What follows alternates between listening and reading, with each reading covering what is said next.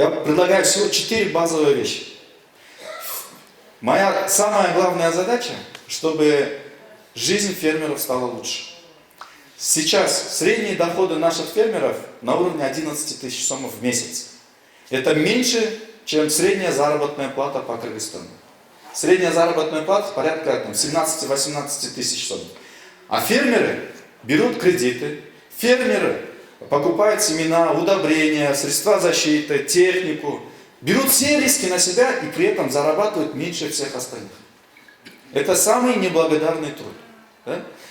Моя задача, чтобы при реализации, после реализации нашей программы, чтобы доходы фермеров увеличились хотя бы до 35-40 тысяч сомов. Я считаю, что это достойная оплата, как минимум на первом этапе.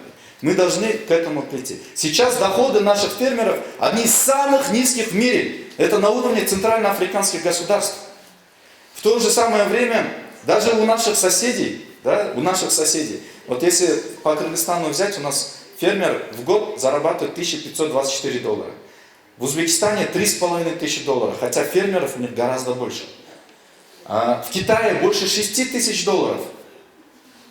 Хотя фермеров там миллионы, да? Сотни миллионов фермеров.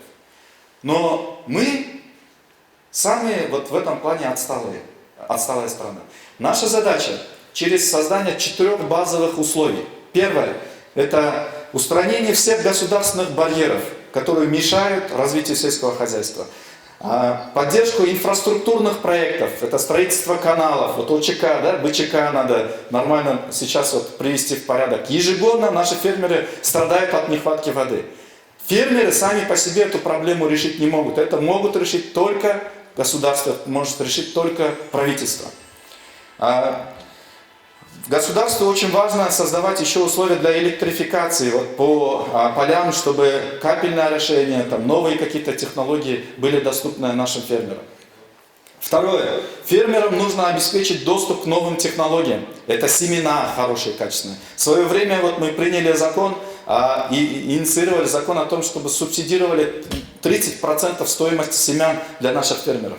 То есть на 30% семена теперь вы можете покупать дешевле, чем рыночная цена, потому что 30% вам перекроет правительство. На это мною было выделено 15 миллионов сомов. Третье, это поддержка того, чтобы для фермеров мы должны готовить качественных профессионалов, агрономов, ветеринаров и так далее. Если не будет профессионалов, которые умеют управлять технологиями, там, не знают, какие семена подбирать, не знают, какие удобрения, не знают, как защищать растения от вредителей, не знают, как ухаживать за животными, то тогда это развития же не будет. Да? И четвертое, нам необходимо обеспечить доступное финансирование, доступные кредиты. Мы в свое время вот выявили то, что в Минфине лежат 460 миллионов сомов, от японские гранты, китайские гранты, которые просто так лежат, оказывается. И мы начали вот этот процесс о том, чтобы эти деньги вошли в оборот. И это при нас мы не успели, но мы начали этот процесс. И сейчас эти деньги доступны каждому фермеру. И наши фермеры могут брать в лизинг сельхозтехнику, в том числе поливочное оборудование, под 4,5%. Это самые низкие процентные ставки для лизинга, да, которые существуют, наверное, возможно, даже в регионе, по 4,5%. Вот смотрите, деньги в виде кредитов, деньги в виде грантов, деньги в виде инвестиций и лизинга. Да? Важно, чтобы государство как можно больше давало. Сейчас ежегодно выделяется около 6 миллиардов сомов для того, чтобы вот, льготных кредитов от 6 до 10%. Важно, чтобы вот эта сумма была увеличена в разы, потому что спрос на кредиты, дешевые доступные кредиты огромный. Я буду за это биться, за то, чтобы создать благоприятные условия для наших фермеров.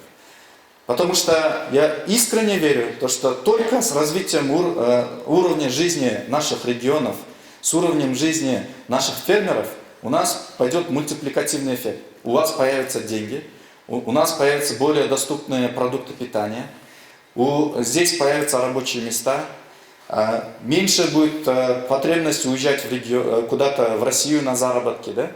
мы здесь сами себя обеспечим, мы сами себя прокормим.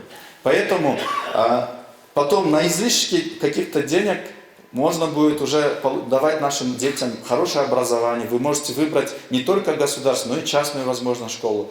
Вы сможете на излишки денег получить хорошие медицинские какие-то услуги. Все вот эти моменты вы сами сможете исправить, если у вас доходы будут больше. Моя задача, чтобы вот этих доходов было больше у вас. И поэтому, на самом деле, я вам сейчас раскрыл только часть того, что мне хочется сделать. И здесь я подготовил отдельную доктрину, по реализации которой за счет сельского хозяйства ежегодно в Кыргызстан должно приходить около 10 миллиардов долларов. И это реально. За это я буду браться, за это буду отвечать. И еще одну вещь я скажу. Во всех аильных аймаках, где мы наберем большее количество голосов, относительно в процентном, я за первые 3 вот этих аильных аймака лично возьму ответственность, чтобы там развивать сельское хозяйство именно кластерно. И поэтому обращаюсь ко всем зрителям, да, ко всем нашим участникам. Нам нужна ваша поддержка, чтобы вы мобилизовали ваших соседей, мобилизовали ваших родственников в регионах, сказали: слушайте, вот за это я точно могу нести ответственность, да, что 3 аймака можно поднять.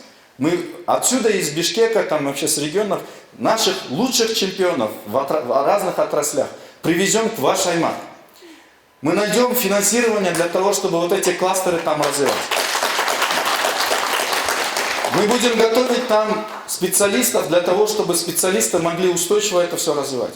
И для этого проектов очень много.